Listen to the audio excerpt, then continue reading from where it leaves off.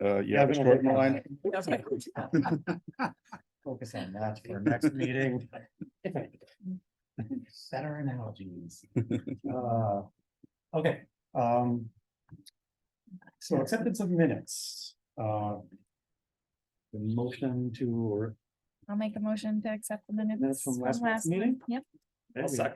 second, all in favor? Aye. Opposed? Okay, that's good. On to the next, community engagement update. Who is leading this topic? Effie? I can talk about a couple of things Okay. we're doing with Portsmouth Climate Action. We had the EV Expo on Sunday, the 22nd. And we had about 60 people come. I didn't have a clicker, so that's my estimate. Someone can disagree with that. We had about 12 dealer cars and 8 personal cars and lots of e-bikes and e-scooters, Segways. Chaz was there. We really had a lot to show and not so many people coming to see it. So in Portsmouth Climate Action, we were debriefing about that, and then I felt really good because I read that Lebanon, New Hampshire, their EV show had 400 people come. I was like, what did I do wrong? So we're talking about, co-scheduling, like maybe with the sustainability fair. Someone said Market Square Day, but that for lots of reasons would be tough. But we're looking at that because I think it is really worthwhile. And people that were there were so excited. I'll give an example. Greenwave sells used EVs. I think that's the word they use, maybe reused, I'm not sure. And it was just great. They brought 4 used vehicles and people were very engaged looking at them and checking them out. So that's one thing. And we thought next year, if we do it again, we should probably have a big banner or something that says, EV Expo or something, because people were kind of walking by and looking and seeing you couldn't park there, getting mad about that, but not knowing why. Any other comments? Because a lot of us were there. I would agree. Like the people who wandered in, definitely they were, I heard several people say, oh, this is really cool. And I didn't know this was happening, but this is interesting. And so, yeah. And the people who were there were very knowledgeable and able to really speak to. Another positive benefit was I got to talk to your husband for a half hour. More seriously, because when you get people together, it networked people just like we get together. That was, I think, maybe important for some of them. Right. Thanks. It's often tough for the things that all of us organize. And I think one thing that came up last night was, I think, Bert's suggestion of maybe putting together some kind of standard package for outreach and marketing, because often we sort of scrounge around to see who's got distribution lists and who we can tap into, but maybe having some consolidated strategy to be quicker off the mark, because a lot of times it feels like we're reinventing the wheel for each one of these community engagements. And there were a lot of sustainability events this weekend. So I kind of wonder if people were, still recovering from enjoying the upcycle event the night before. And, those kind. That's what I was going to say, that it seems like October is always just packed with events. And I think people just get overwhelmed at this time of year with everything that's going on. And so they're not they miss a lot of things. And then they realize, oh, I really wanted to do that, but I didn't realize it was that day at that time. And I think that's one of the challenges with this time of year in general. It's like mid-September to 1st of November. It's a mad dash, I feel like. This might be a stretch, and I know it's a year before it happens again, but I was wondering, as you were talking about it and, lack of people and how do you get people? My son's really into cars, not electric cars, sadly, mostly, but he goes to these monthly cars and coffee events. There's an organization out at the mall, and they do, I think it's like the first Sunday of the month, they do little car shows at the mall or whatever. And it might be neat to try to partner with them to do like some promotion, because they know tons of car people. And those people might be interested in, let's go check out these new things. And maybe generate some interest that way. I think it would be good to have a master calendar of all these things, and I don't know if that's a city function or if Portsmouth Climate Action gets more energized and really gets our website humming along. That could be the one sort of central spot where there's one calendar that has all these things on it. Seacoast Can is interesting. Refill station has a budding one, but it's sort of been, as Kate mentioned, it's been a little hectic the last few weeks, so my adding to it has not been. Jess? Oh, a few things.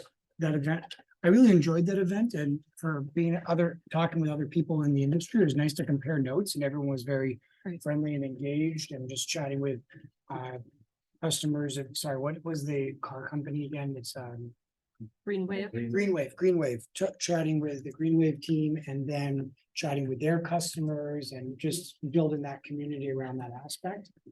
So the community building aspect, I thought was great. Exchanging notes of what's going on in the EV industry.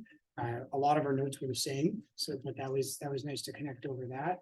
I think weather was a big determining factor for any type of like car show or motorcycle event. It's very weather dependent. The day before was downpouring, Yeah. and the forecast showed that it was rain again, so I think that put a damper on it. And then to your point on going to the car shows, those Cars and Coffee, I love going to those type of things. And I was always an internal combustion person, and I switched over to EVs just because they smoke internal combustion engines and performance actually. True. And by bringing just one of those vehicles, you stand out. Like I've gone to automotive shows in Vegas, and I built an electric skateboard and brought that there, and it's like a white herring. And so I've been saying, at least for smaller efforts, trying to get more traction, crash the parties. That's what's at least been effective for me, but organizing takes a lot of effort.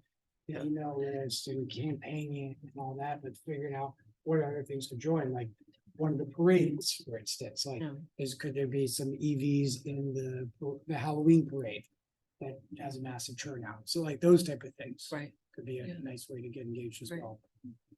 Human power only in the Halloween parade, just for the record. Oh, okay. With pedal. Holiday parade. Yeah.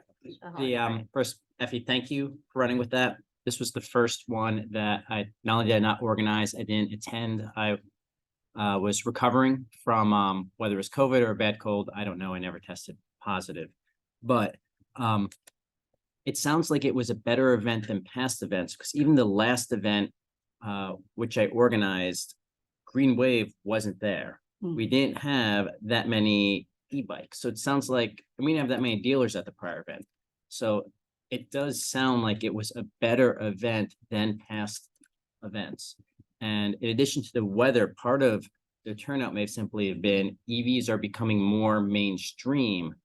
So less people might be interested because they see it more. It's less of a, oh, I've never seen a Tesla before. Like the first one we did, I'm not going to try to orient myself here, but the first one we did in the lower lot where we did a small ribbon cutting, the fact that we had a couple of Teslas with the Y-Wing blew everyone's mind.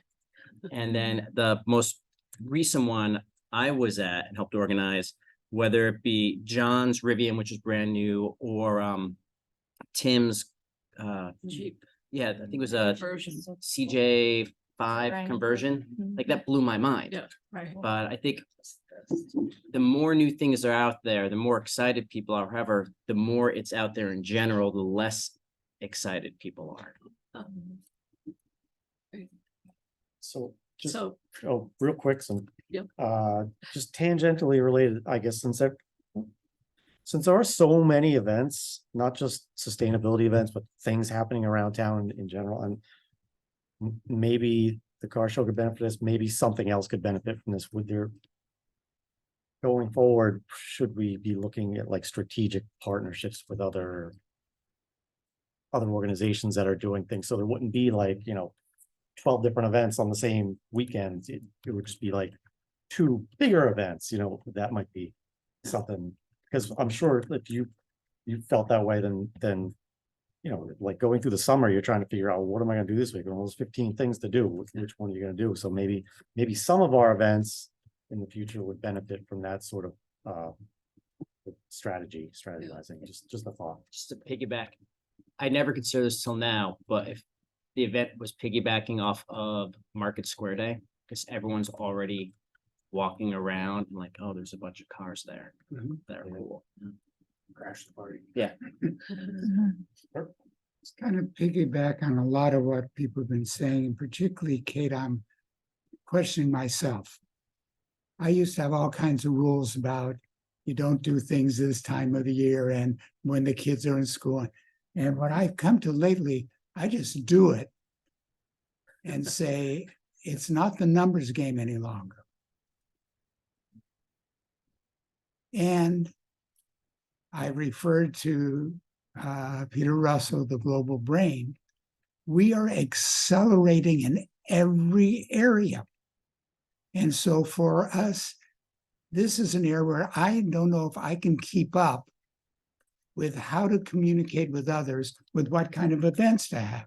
I've seen all the work you've put out, amazing amount of work, and how many people come in. You know, we're all trying to do things.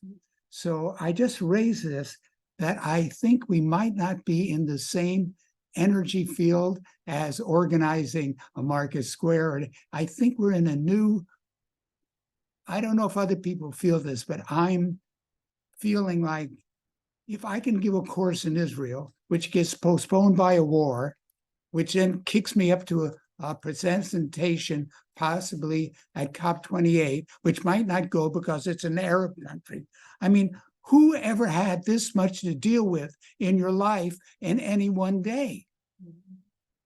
And so when I hear Brian say 1,500 bottles saved, that is, you know, that's the encouraging thing. And I'll wind up with another book I'm reading. Everybody has to do everything that they can in every area, at every scale, all the time. So that's to get to, I mean, so that's kind of, thank you. For community engagement, I have a couple of more short things, if we can close the EV Expo discussion. The second thing is with Bright Action, we're up to 72 households. We're going kind of at a snail's pace just because I'm doing other things, as is Fred, and it's hard to get out and do the recruiting. But anyone who can sign up or get other people to sign up, we'd really appreciate it. Or, you know, I'm going to knock on your door one of these days. And then finally, I wanted to mention that we have our next community climate conversation. The Monday after Thanksgiving is Monday, the 27th, and it will be in the library, and it's about health. And Jessica Dolan is organizing this one with Portsmouth Climate Action, and she has a couple of people from UNH coming, and it should be really good. So that's it for community The engagement. movie, What's that? the movie. Oh, you can talk about that. I Oh. don't know about that. Sorry. Portsmouth Climate Action has been sort of partnering with the World Affairs Council of New Hampshire, and there's been one showing on Tuesday, and then I think the second showing, and these are sort of global climate change movies at the library. And I'm trying to remember the date of the next one. Is it I'll find it. Yeah. Anyway, it's coming up. I just had a thought, and I'm not even sure if this legit for the city, but we have an election coming up very soon, a couple of weeks, where most engaged citizens in town are going to be walking to one of 5 polling places. We may not be doing other things. Is it possible to have, like, I mean, I know often people are sitting there holding signs for a campaign. Is it possible to have a table and say, hey, sign up for Bright Action type of thing? Is that possible? Is it legal? I mean, the person power thing is a whole separate question. Right. I've never was seen someone try. Now. Yeah, until now, so I don't know. I don't know. It's not like you're pushing for anything. If you just had an informational Yeah. thing there, this is something that the city is doing or the sustainability committee is doing. Yeah. If you want to check it out, go, follow this link. I've seen the PTA once selling. The PTA, they always, They always have. they have organized Yeah. bake sales. As long as you're not I'll be talking absolutely about any specific candidate or anything like that. you- probably Fine, but This is a So- question for Kelly Barnaby. Kelly Barnaby will tell you. Yeah. And worst case scenario, the ward moderator is gonna try to chase you. Now, Yes, but I think, go to another. if ward. Kelly gives it her blessing, I think a It- lot of it'll people who might be doing that kind of climate activism might be holding signs. It's true, Overlap, right. The next good film, idea. November 7th, yes, the election. day. library 6 to 8. And we'll circulate the flyer for that. do we have more on community engagement or is that at all? I think that's it. Okay, close that topic. Moving on to the standing committee. Updates. What do you have for that? So I could give the update. So at the most recent city council meeting, both second and third reading were passed. So the Sustainability Committee on Blue Ribbon Practices is soon going to become a standing committee. I believe it's effective January 1st. January 1st. And then the question then becomes, who wants to be on the standing committee? And it's gonna be open for everyone to attend, even if you're not on the standing committee. Just gonna be standing committee members that are gonna vote.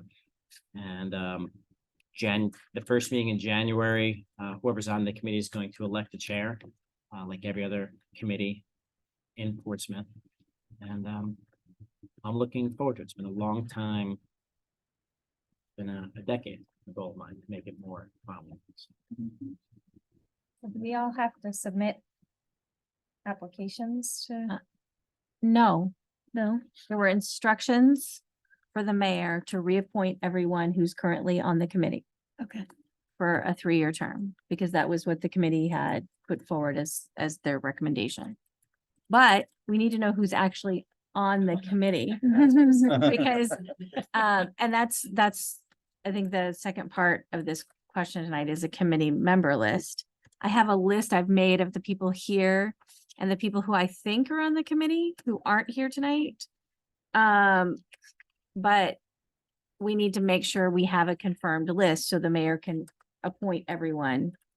The list from the website, I think. Yeah, I was gonna say, there must be Yeah, a list of people that have. I don't know that I have the Formally been link to appointed. this Google Doc site any longer, but John Kennedy gave me the link. And this is, so this is. City pretty- website, Yes, and I City have, website. has- so list of all the boards and commissions, and Right. at one point, there was a list of all the sustainability committee members. yes, the problem is that the list that we have in the clerk's office has never been updated. So people leave, Oh, but they don't submit official resignation and it just doesn't. So we have people on there that were here a long time ago that aren't here. I'm not sure that we have a full capture of everyone who's actually here. Mhm. The list that I made is from the email list, which is who everything's going to attend the committee. Those that aren't here tonight that I have on the list. So I have everyone that's here right. except for the city council reps and the school board rep, because that of course is decided later. And the 2 Eco Club members, but I just put 2 Eco Club. And then I have Christina Dubin. Nope. I don't She's think not she on it. is. On it, Yeah. okay. Tori Brooks, who is Wes.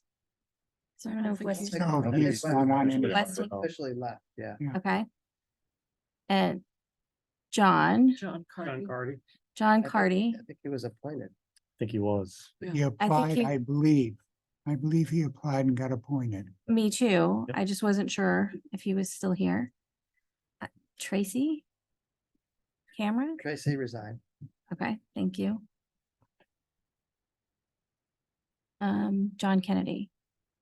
John Kennedy sent his resignation in yesterday. I put that's I thought we should talk about that, but he's officially off. Okay, so then, The other two people who come up on the website that I don't think I heard you say was Jay Lieberman.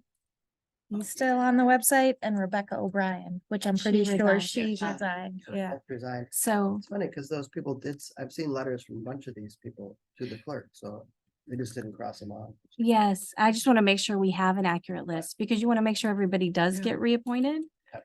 So that we give the mayor an accurate list. So what does that make the total Um, for a list? 4, 5, 6, 7, 8, 9, 10. 10 regular members, 2 Eco Club, 1 city councilor, 1 schools. So it's 14. Did you read the list just so I can hear it? Herb, Aubrey, Effie, I went around the room, Jess, Bill, Chaz, Steve, Bert, Tori, and John. I'm not a member. Bill is not on. You're technically not a member. Okay. Not Is technically. Chaz? I was I'm gonna say, Do you want to be members? This is your opportunity. Is there room? Well, we're actually lower than we anticipated, I think, aren't And- we? I should say I've spoken to John, and I don't want to necessarily speak for him, but we're talking about it. He would rather, he wants to stay active but not be a voting member on Okay. the committee. John Carty. Alrighty. All right, yeah, you said that last meeting, I think. So I think there's actually room, is there not? Because we were gonna drop down to 9 or 9 to 12 and then reappoint. And if that's the case, 7, 8, we're at 9 with Tori too. with Tori. So, so it's not unreasonable if Chaz and Bill are interested to put their name, they attend all the meetings, but you know, we can list them as, We'll have to up our game. so, So initiation. yeah. This is the Yeah. opportunity for the mayor to appoint, so. So let me just be clarified. In previous times, which is not, this is special, there would have to be an application. They would have to put in the regular application. It would go to the mayor would bring it up at the council would approve. Are you saying because of this particular new formation that we could just say we would like to have Chaz and Bill on the committee, they're on the list, and they don't have to go They through that should procedure? apply. They should submit an application if they haven't, because everyone else here has submitted an That's application what I at one was trying point. to get at. But what I'm saying is that they're members because they come to all this committee's meetings. And so, and because our numbers are not huge for the committee, it's not unreasonable to I'd say. like to suggest we kind of look at who's here and if there are people kind of missing, that would be good to add. Like people from Portsmouth Climate Action, like Fred isn't here tonight. He's been coming to most of the meetings. I don't know if he wants to be on the committee. Mhm. It's You want to interesting. check with him? Sure. Or yours? It would be valuable to have an idea before November the 8th. Is that right? November the 8th is our deadline for the next council packet, which is November the 13th. So that the mayor can put forward names. And that takes 2 council meetings. So he puts forward the names of appointments and then the council votes at the next meeting. So worst case scenario, we don't get all the names in by that meeting and it goes to the December, 2 meetings in December. So yeah, for now, you have a working list of enough people to have a committee, And but what, we still have room for a few others. and what we're saying, if the 2 of you and her want to put in, Fred wants, but I think he might be busy, but Yeah. if he wants to put in, that would be an option. I think he's come and made special presentations. But if he wanted to be on, I would say, let's have them put in the applications. Yeah, it just, this committee has been has operated very informally over the last many years as far as membership goes. So it's not unreasonable to think of it that way. I don't know if you know, but does Kelly Barnaby still have all the original applications people submitted? Because I guess technically I could see them saying, well, if we're gonna be voting on them, we should have all the original applications to be voted on. So there's a small possibility you might be asked to fill out another application, a small one. So It's, yeah, it's possible. We didn't ask the cemetery committee to resubmit, so. Okay, good. There is that. So the cemetery committee did a similar thing where they asked to change their ordinance and change their numbers of members and asked for everybody to be reappointed. And so we just reappointed everybody and there were no applications that came in. So it's good. Did you include, sorry, I I still have blocked my out, for a application, I minute, but just did checked you it out. include the new member on that list that hasn't been to any? She was appointed in like July, it was Iris or Irene, I didn't, but I can check. because it just kind of popped up in like July or August, do you remember that? She hasn't come. Or she hasn't come, but she was officially appointed.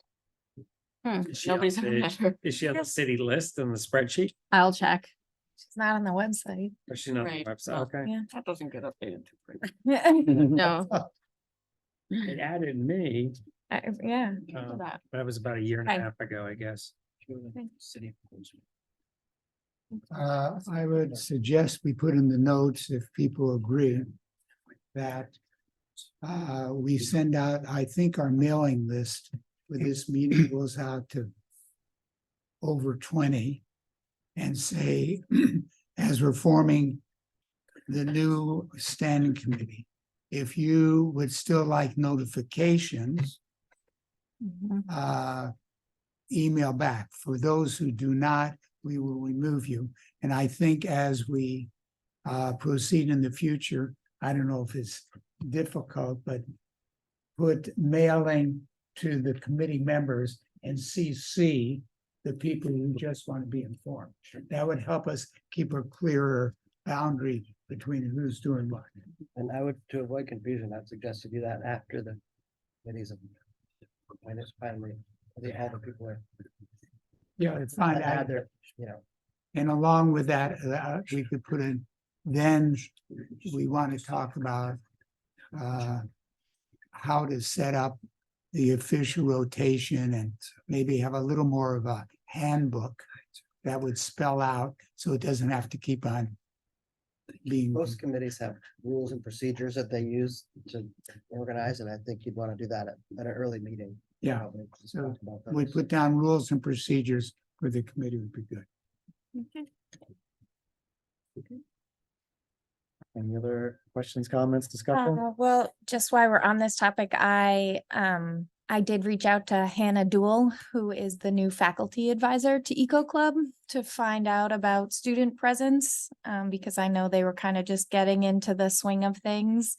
And she said they were still working on it. I expressed our interest in maybe having some underclassmen that might be able to kind of be here for a couple of years. She asked if it was okay to have rotating students, which I said that would be fine, but also some carryover would be nice so that they can kind of stay on top of what's happening from month to month and kind of understand as things progress and change.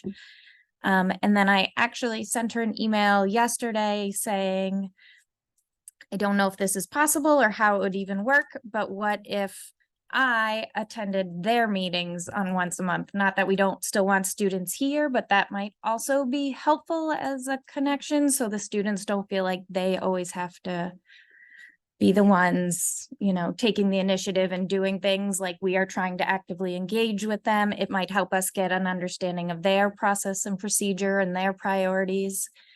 So I'm still kind of just waiting to hear back. Definitely possible, because back when it was Kim McGlinchey as the Eco Club teacher, she would invite me like twice a year to go speak to the students. And she would just let the front office know, and I had to go to the front office and sign in, and then I would go to the lesson. But not once have I had the idea to just be a reoccurring presence at their meetings. So I think that's genius. Whether it's the same person or a different person goes. And I was texting with is a bit of a pivot. Ben Doyle recently of who's the most active leader there, and he gave me the contact information for, oh gosh, Evie? Gabe. Oh, babe. Yeah, so I was meaning to text him, but the week got ahead of me, so I could text Gabe and Yeah. invite him to the next meeting. Did you have something, Kate? Do you have something over? Just real quick thought. I liked your idea about getting younger students involved. And maybe since there's officially, I guess, 2 slots, right?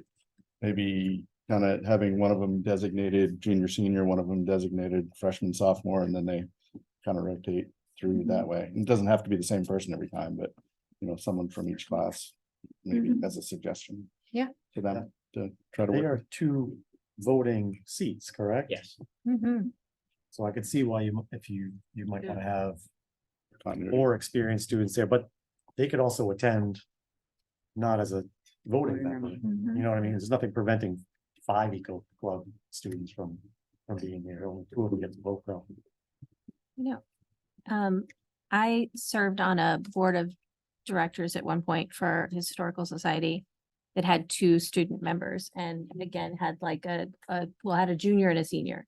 So the junior would just spend 2 years and you'd elect a new junior. And it was considered an honor to get to serve because you got to, you're putting it on your resume, you're sitting on this board, you're making decisions, you're voting. It would be great if we could develop a culture around that at Eco Club so that we had students that it was like you applied at Eco Club to get to be the student who represents Eco Club at the city and that you get to vote on the sustainability committee. So that we had some consistency. And I think the students then could also develop a rapport with their classmates where they go back and they're sharing the information from the city on a regular basis. So they become the ambassador both ways. That'd be great.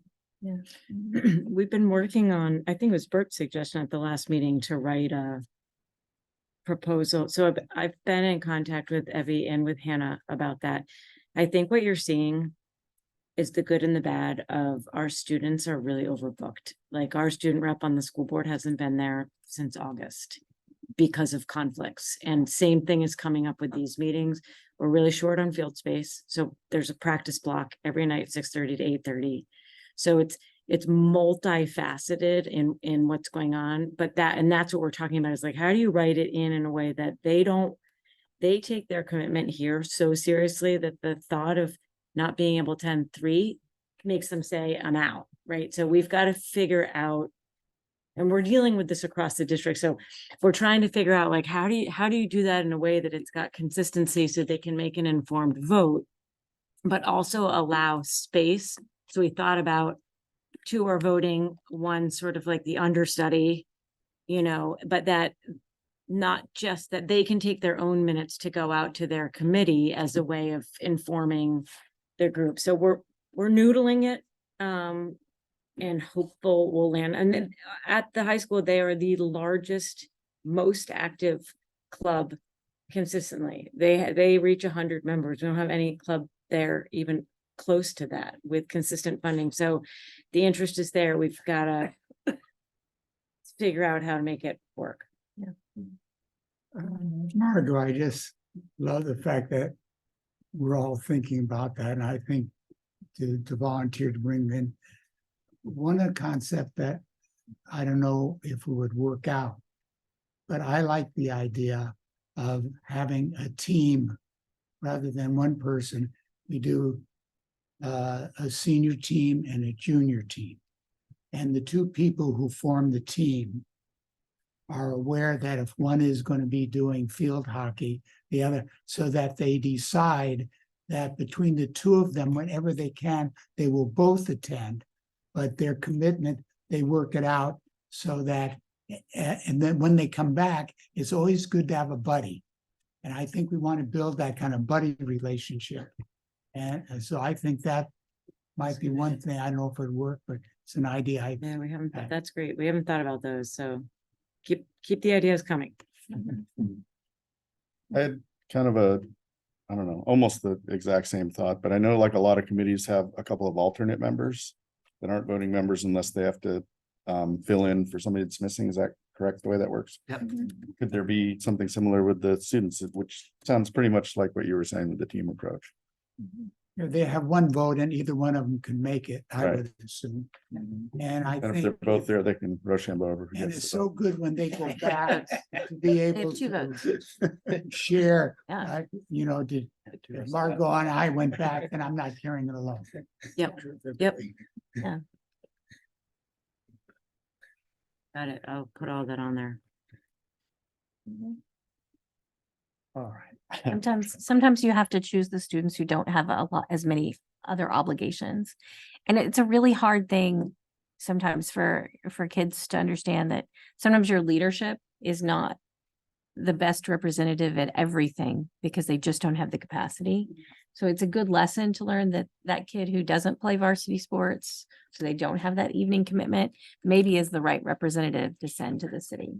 And it gives that student an opportunity to do something that maybe, you know, they wouldn't have another thing to do. Mhm. So they become more committed to this one thing. That's a great idea. All right. Does that wrap that topic? Okay. On to the next, subcommittee on solar. So I need to give a little history on this subcommittee. At the August meeting, Tom Morgan came and presented probably 45-minute PowerPoint about solar in New Hampshire, large-scale solar investment. And then what was going on in Portsmouth.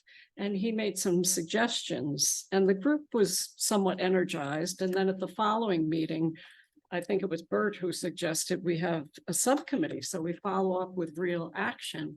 So people that weren't at the meeting were assigned onto the committee to work with me. It was me, Fred, Herb, Aubrey. We added Gary Epler, who's a utility lawyer, and Jessica and Tom Morgan. And we've had a couple of meetings. One thing that came up early was getting to some of these candidate forums to ask candidates about solar and renewable energy generally. And Jess, you went to one. Do you want to speak to? She your was very experience? successful. She was. She's great. Sure. So, the one that I went to was, I think, one of your first ones, that was here in council chambers on a Thursday evening. And the format was that they took questions from the audience, but two counselors would answer it and then they'd move on to another question for the next two counselors. So I think it was pretty obvious which questions were mine, but I did pose the question about whether the candidates would be in favor of changing zoning ordinances to support a solar array within the Portsmouth. And the two counselors, I don't know, is this okay to So the two counselors that answered that question were Petra Huda and Joanna Kelly. And Joanna Kelly seemed very receptive to the idea. She talked about long-term renewable energy and essentially just kind of said a flat yes. My impression from Petra was that I'm not so clear she fully understood the question because she talked about it not being within the historic district, which if you're talking about a large scale solar array, that's not really, that's kind of like a non-starter. So I wasn't clear if she understood what we were trying to ask about. But that was the question specific to this topic that they were asked, and nobody else responded to it. And other people on the subcommittee went to other candidate forums. It's just, I didn't go to them, so I don't want to speak to them. Kate? I've been at all of them. Yeah. Tom Morgan definitely attended the Chamber of Commerce morning breakfast and brought information for everyone there about zoning changes and solar and also EV chargers. About those two things and kind of push that conversation at the table he was at. So Well, one thing the committee talked about was taking the experience with the candidates as being instructive, so that we don't want to just march out amendments to the zoning ordinances. You know, we have to say it's about increasing renewable energy. It's about decreasing Portsmouth's dependence on other energy. It's about economic development. It's about increasing our property tax base. So there's a lot of reasons to encourage solar investment in Portsmouth. So I also talked to Kate, and Jessica talked with Josh, and we looked at the proposal originally from Tom that made very simple changes to our zoning ordinances. And I'm going to let Josh speak to them. So thank you all. And as an aside, it was very obvious to me, all the questions which were Jess's. The first one that came up was on single-use disposables. So the moderator turned to me and said, "What?" Asked me, "Is this my question?" And I'm there kind of laughing because I see her at the audience. Right. So with that said, what Kate said out earlier, I don't know if people had a chance to look at it. It's pretty straightforward. And it's essentially based off of the amendments for EV charging. I know they're two completely different things, but the concepts are the same. It's amending the zoning ordinance by overlay district. When Tom came to speak 2 meetings ago, he said he proposed 2 different ways to do this. The first way to do this would be essentially project everything up, all Portsmouth up on the map, and eliminate areas and come up with a very specific way. The other way to do it is to look at the existing overlay districts and pretty much just choose where it makes sense. And there's a number, so I'll just read through some of the overlay districts that exist now, so you have an idea. There's the floodplain district, the historic district, the downtown overlay district, Osprey Landing overlay district, so on and so forth. So this goes ahead and this creates a solar power overlay district. So it'd be its own standalone district with all the other districts. And then the acronym is SPOD. Am I pronouncing that correctly? Making sure. I think so. And I'll go ahead, I'll read some of this. So for the so I was just going off of the actual amendments, but this would be what it actually looks like. The way the city council does it is red is what's being added or deleted. So it would go ahead and add the solar power overlay district, the SPOD, and then it would add as a definition. So establishment purpose, I can never say this word, applicability and permitted uses. The solar power overlay district is established to identify those land areas where solar farms are an appropriate use. The purpose of the SPOD is to encourage the construction of solar farms. Applicability. In regard to solar farms, the SPOD shall supersede the provisions of section 10.440 table of uses.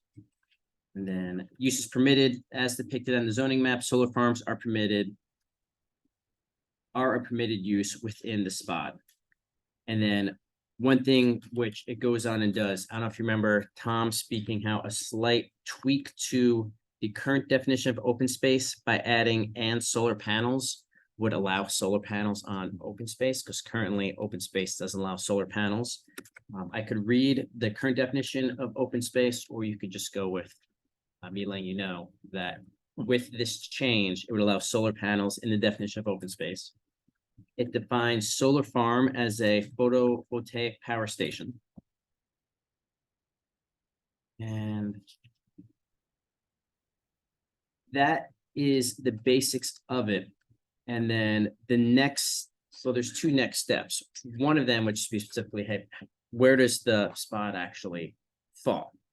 And that's not necessarily, doesn't have to be on us. The experts here would be the planning department and the planning board, really.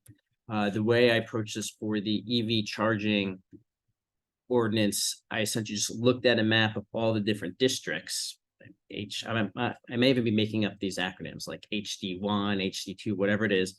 And said, to me, these make sense for the three different types of chargers we're looking at, not necessarily level 1, level 2, level 3, but whether it be level 3 are always permitted or level 3 are never permitted, so on and so forth. So went through and picked individually where we thought it would make sense. So I'll pose this more, I guess, as a question, because Tom presented it. We could take that approach, or we could do, hey, here's the actual overlay district. And it seems like this would be an actual overlay district where people have to go through instead of picking individual things. This is the district itself. And I'm looking at the planning expert here, Peter. So does that make sense?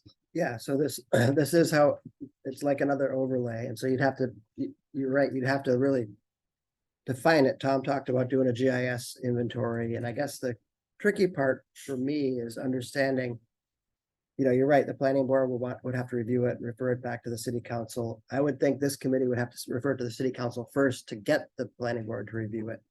And then the planning board would review it and then send it back to the city council ultimately, but I guess the question I would have is, how do you decide? And you know, the planning board would get public input and the city council, but on what that district is, there may be some issues with the way it's written, in the fact that by saying open space, solar panels are open space, are you then saying that if you put solar panels on your roof, then that becomes open space? So then your house has all that open space on the roof, so you could build more on your lot because your open space requirement would be opened up a little bit by that. So that'll have to be looked at a little Yeah. closer, I think, but we don't want to create unintended consequences. The other thing that I think came up with that presentation was wetlands and natural resources, and how are these going to impact those? So that would be important to consider in the overlay district, but also in the approval process. So if it's a permitted use, it doesn't have to get a special exception from the Board of Adjustment. It would go right through the TAC process, I would imagine. So it would go to the Technical Advisory Committee as a site review application. You'd say you're gonna put in a, 2 megawatt solar farm on this 10-acre parcel.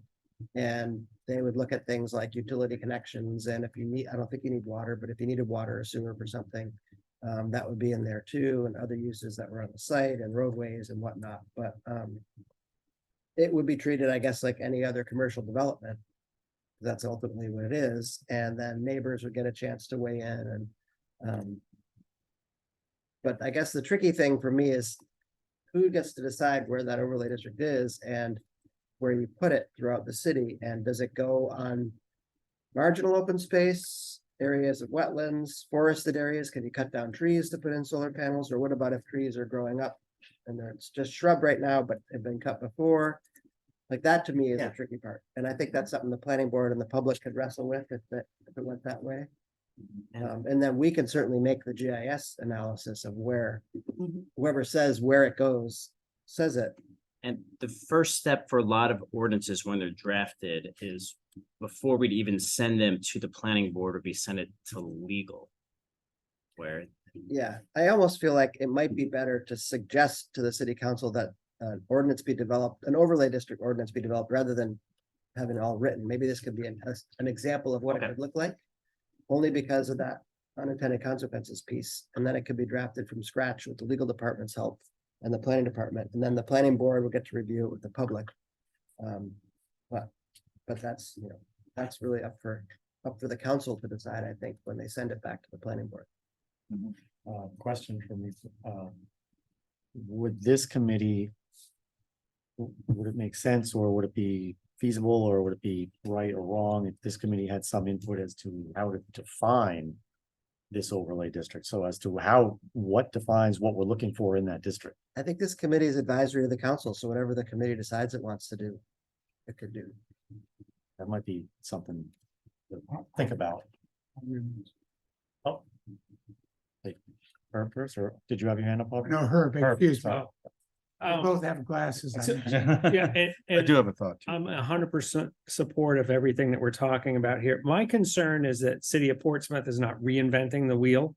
So what we're talking about here is something that, thousands of municipalities across the country have already done. I reached out to our circuit rider and Katrine Casper.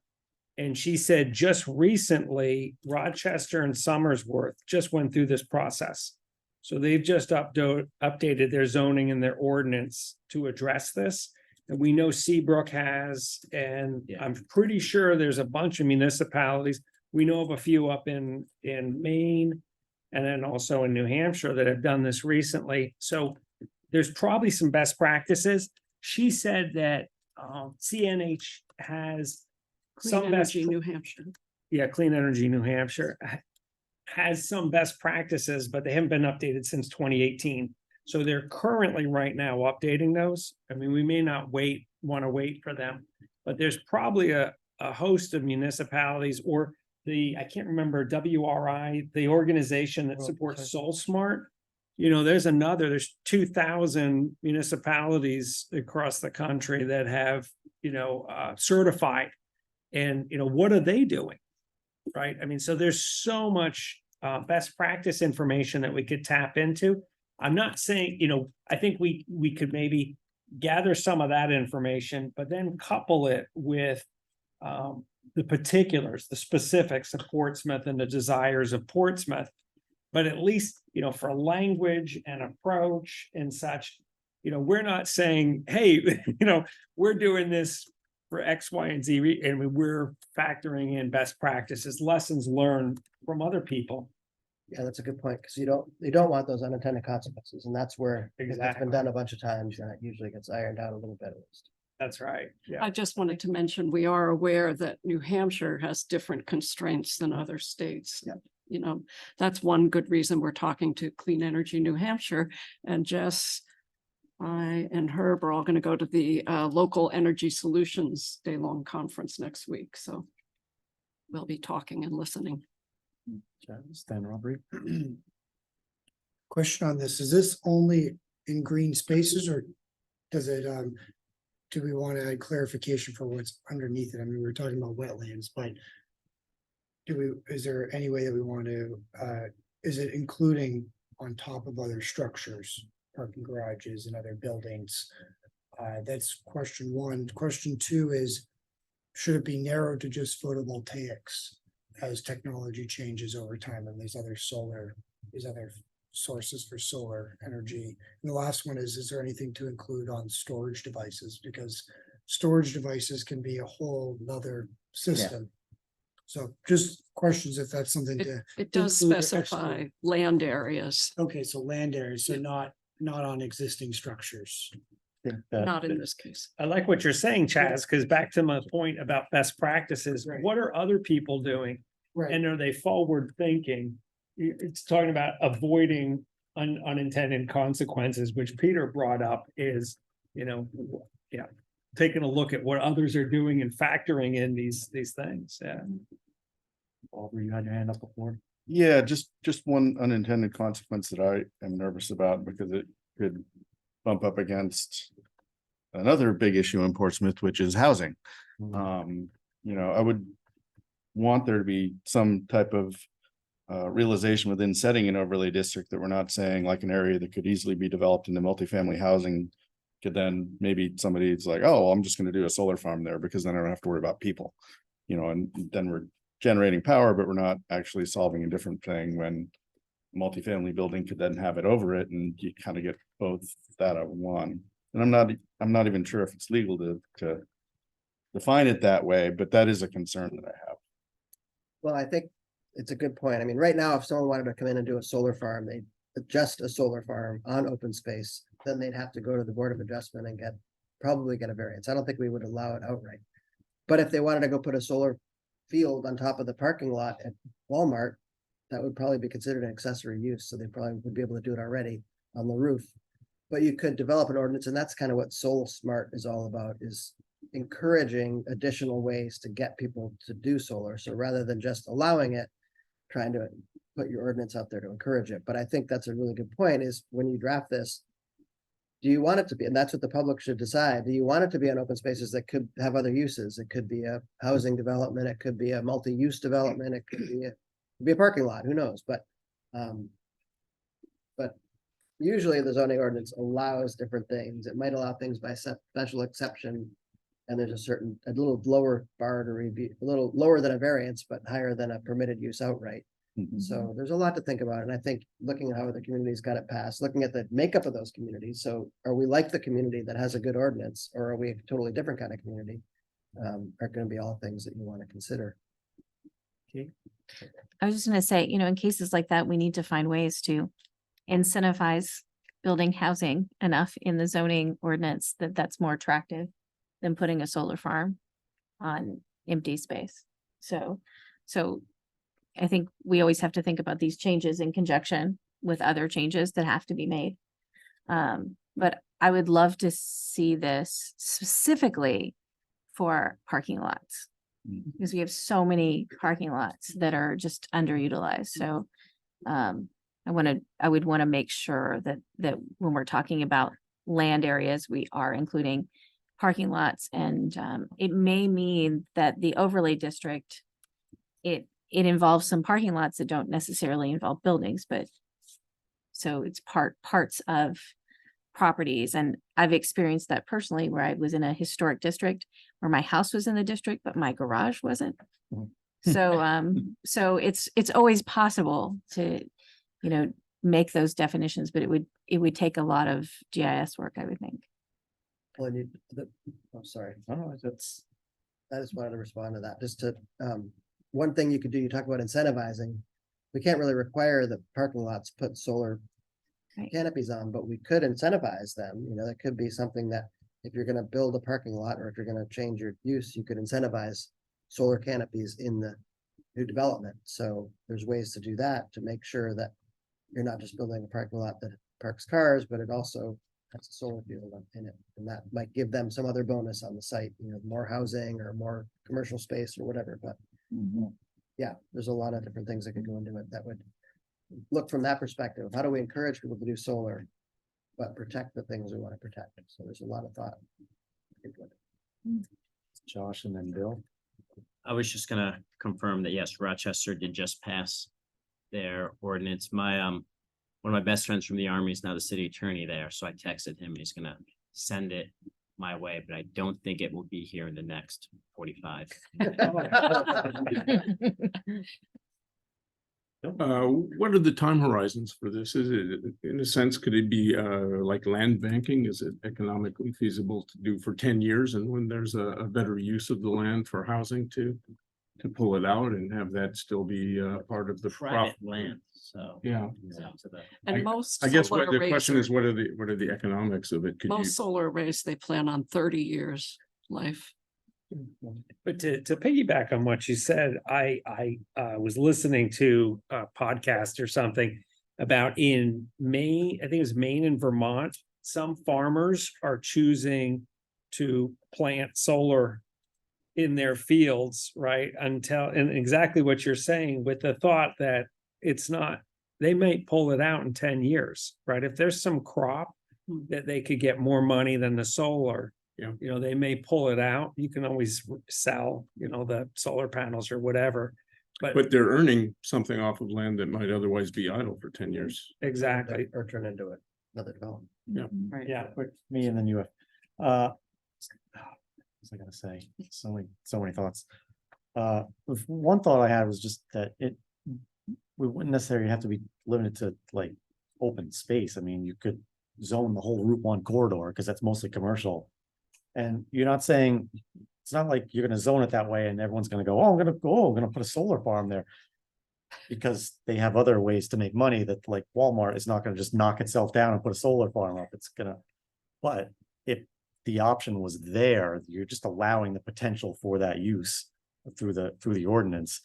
And the other thing is, I mean, realistically, land is so limited in Portsmouth, like we don't have huge swaths of land that where you could put up a solar farm. So, I mean, once you look at the map and start picking it out, we might realize there's not a whole lot of options for this. I mean, I'm all for enabling the ordinance.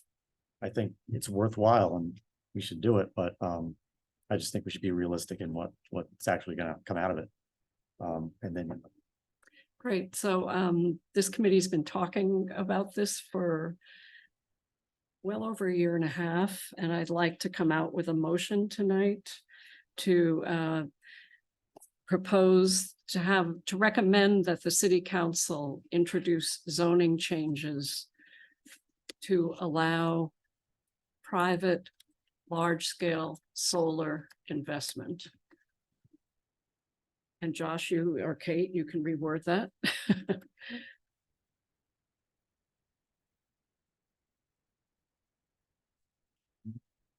I second it.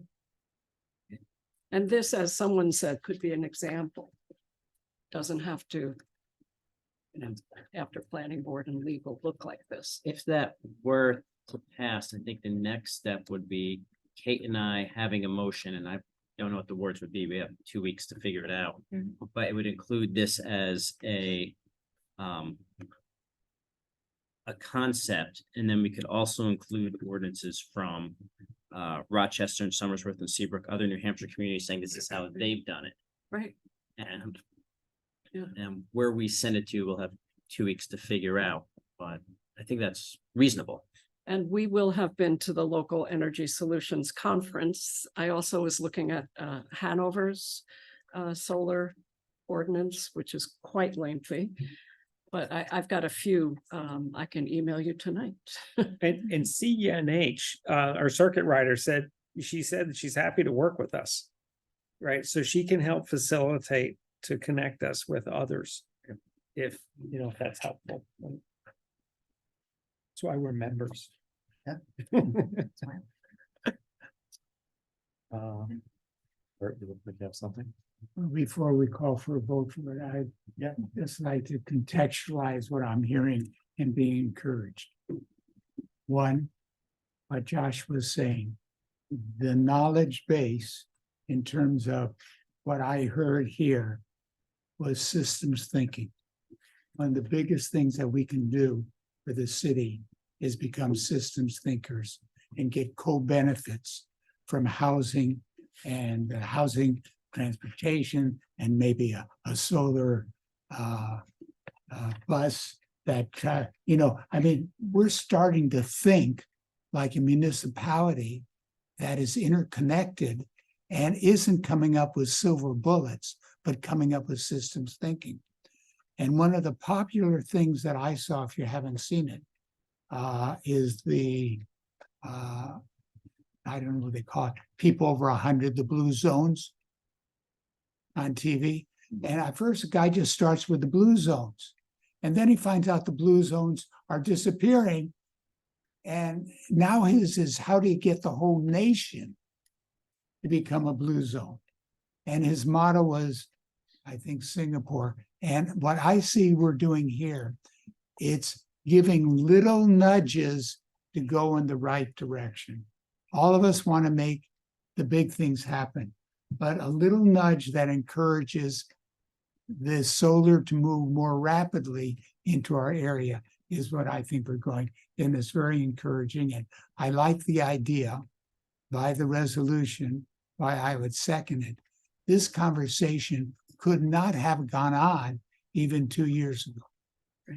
And now it can go on, and it's in the conversation that I feel I'm getting myself educated, and I truly appreciate the expertise that and energy that's already going into it.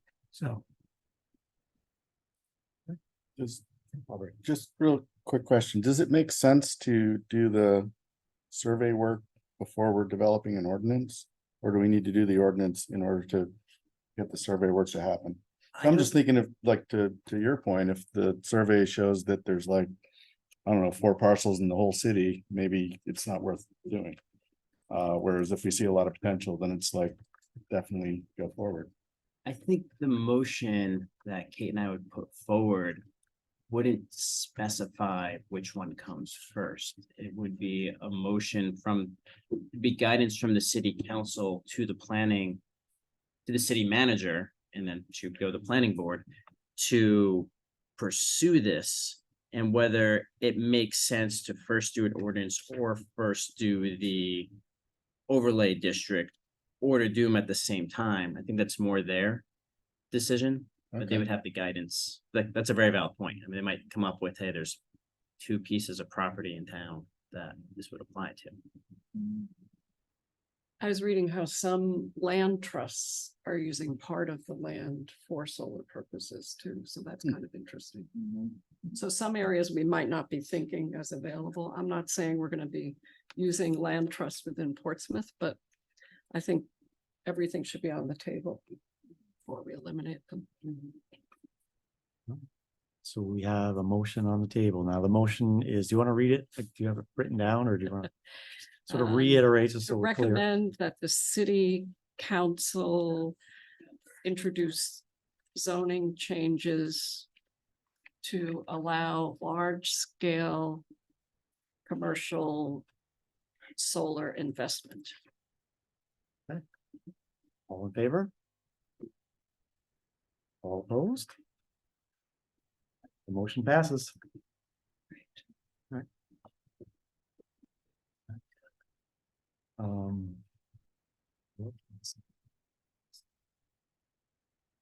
Six. John. Oh, okay. No, it's not. Yeah. Okay. So we close out this topic and move on to the next, unless anyone has anything else? Okay. Don Kennedy.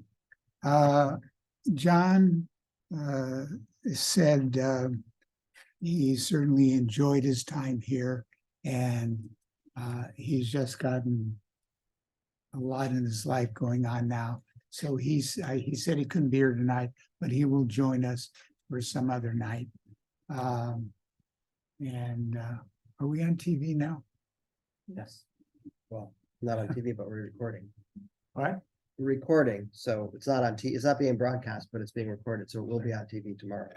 All right, so what I'm suggesting is people put a lot of time and energy in, and I think you and I, Peter, took somebody out, we went out to lunch and I brought in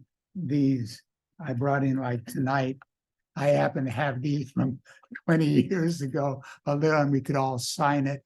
I just think it's really, I would love to acknowledge the work and what John has done and what would be a way, I don't know if we can formalize it because at the high school, you might do something different.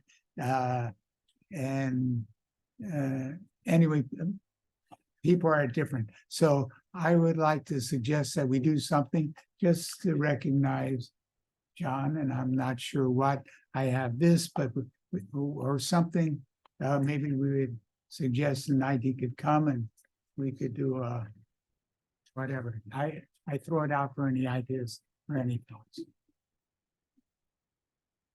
How about get a copy for him of that book you were talking about earlier, Act of Hope? Wow. That, I'll sign that and hand it off to him.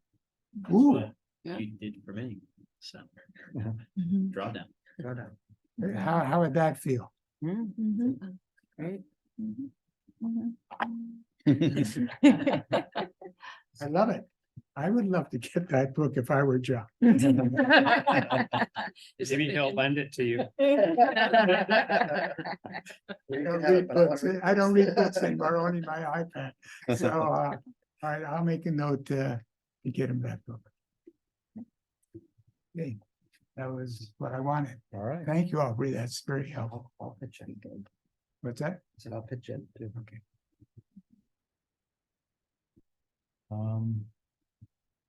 Number 7, I guess, would be new business.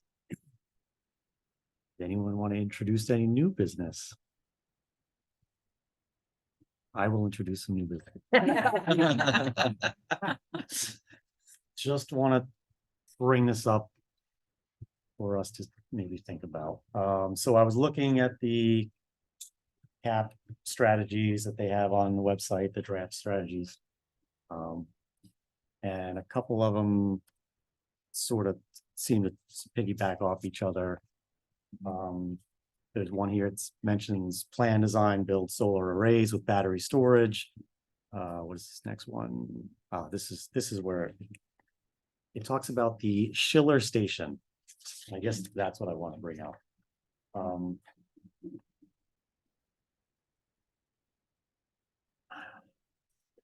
The Schiller Station is not operational right now.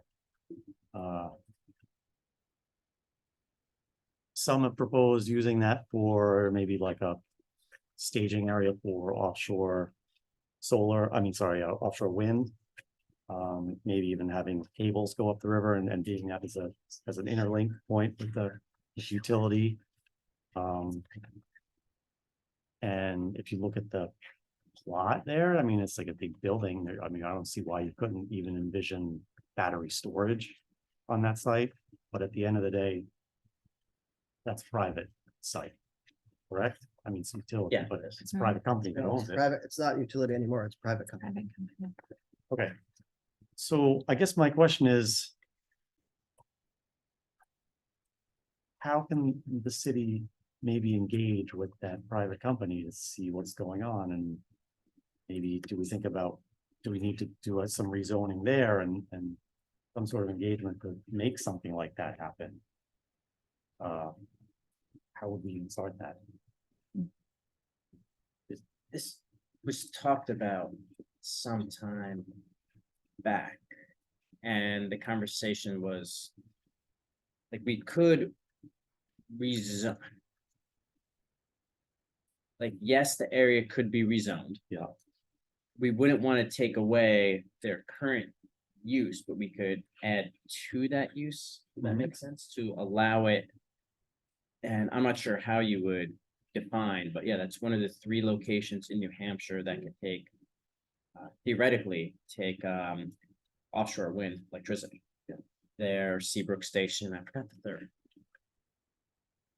Yeah, that was discussed at some point years ago, so I'm a little. Well, since it's like completely shut down now, and I know they're doing offshore leasing. Yeah. They've done the bidding for them, or they're in the process of it. Is now the time to reopen that and revisit that? Say, last week, Sam said at the lounge, Sam said that they, I guess, initially have chosen Seabrook as the connection point for offshore wind Mhm. in New Hampshire. And then as for ports, there are 2 ports in Massachusetts that have been identified. I don't know if we would get any Yeah, at the the, bridges are too low down. what's that? So even with the Memorial Bridge up and the. Yeah. Sour Mildred Long Bridge up, I don't think that's high enough. Yeah.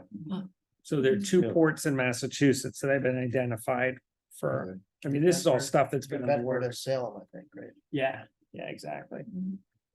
And then Searsport in Maine Yeah, oh, that's right. is one of the places. Yeah. But it's so early, but they've identified locations. Yeah, I mean, they've been looking at and assessing Mhm. these types of things. As far as like energy transition and grid resilience, though, I wonder, I mean, you don't get the opportunity of a closed down power plant like all the time. We just happen to have one sitting here. It would be nice if something good came of it moving forward. I guess that's my larger point. Yeah, and I don't know how to answer your question, other than, that's kind of an economic development question. And, Yeah, yeah. And it's a live for your die state, so the property owner gets to do with what they can with their property, but it's certainly not. I mean, I think having people talk to them, I'm sure they have already, but Is that I don't know if zone, there's a plan yet. is that zoned exclusively as a power plant or is it a I think it's broader zoning there? marine industrial. Yeah. I believe. What is it? I believe it's marine industrial. Marine industrial. Since it's in the climate action plan, I wonder if there was feedback from people about this particular strategy. I don't know. And whether the private owners would respond to the strategy. And to complicate things more, it's split between us and Newington. Like, I toured the plant Oh. like a decade ago, and Gosling Road, that's the boundary between the two Yeah. towns, and it runs, it dead ends at Schiller Station, and it cuts Schiller Station in half. So, What's the tie-in between the cap and the Schiller Station? That I'm not tracking, because I like I look think- at Schiller Station, is that's economic development. Now, I mean, we'd like to see certain things done with it, but at the end of the day, the economy is gonna dictate what does or doesn't happen there. I mean, is the cap, are we thinking that the cap is gonna drive? I think the reason the cap mentions it is probably because of the massive amount of energy infrastructure that Yeah, is present there. There's all these big transformers. Sure. Energy and grid tie-ins, so. yeah, in addition, the net zero energy policy framework talked a lot about Schiller Station as well. That was when I last discussed having that be one of the intake points for wind power. Yeah. 6 years ago, Yeah. but a lot, so that could be one reason in addition to potentially holdover. In addition to what Peter was saying, there's just a lot of potential there for energy. So, In the back. thanks. Maybe a Peter question. So isn't it Schiller shut down because biomass originally was a renewable, but it no longer is? I thought it was shut down because the buyer had to operate it for X number of years, 2 or 3, and then they didn't anymore, and I don't know that they've come up with a plan that's public. And It was only partially biomass. yeah, only I think one they of had- the I think smoke they had stacks. 4 Okay. the Yeah. all one with the white spew. was Right, I the think one that- Yeah, I mean, we used One to was see- biomass and 3 Yeah, were right. Yeah, coal, we used to so- see the trucks on the Well, they- highway. a lot. wood But they chips. did, primarily operate with wood chips biomass, and the coal came online when the grid demand asked Yeah. for it, but it was pretty rare. And in the end, like when before they turned it over to the private company, Right. they were doing a lot of biomass and very little coal. Hmm. And that was their, they called it the Northern Wood Power Project or something like that, and it was pretty good renewable because they would use wood that was in forests that were thinned, or wood they cut for construction sites or things like that, but Lint chocolate. but I know Yes. that the idea of it being biomass, I think that was called into question because it's creating all that CO2.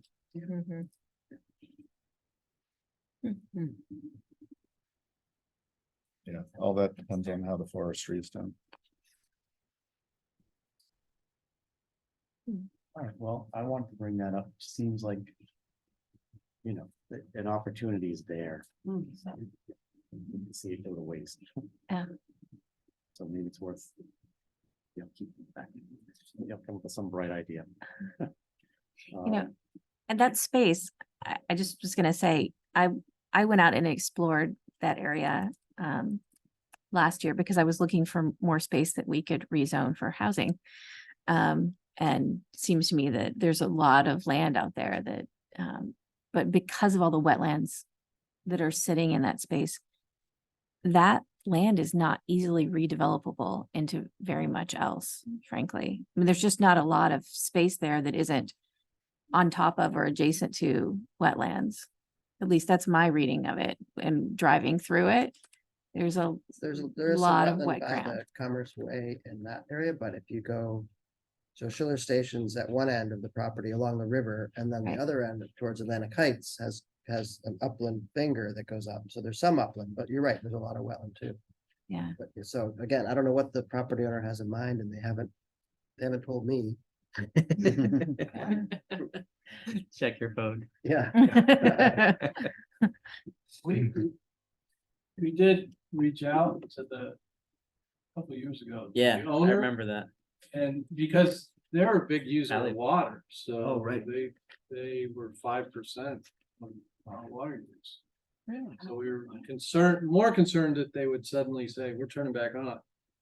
Because, we need to be prepared for that. And they said, no, we're not turning back on. We've decommissioned a bunch, but, again, they could, I'm sure if the will was there, they could get the thing going again.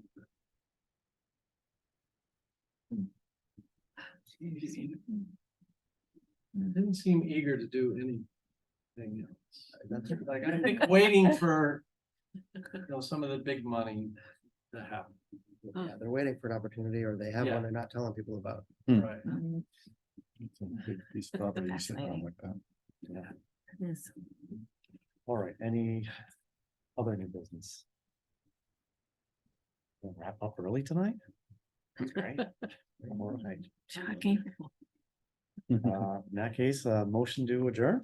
No, we usually do a close, which is your last thoughts. What are you taking away? Yeah, after we stop recording, we do that. Oh, okay, right, okay. So we'll Make a motion to adjourn. adjourn. Here's one. Second. Second. All in favor, Aye. Aye. meeting adjourned.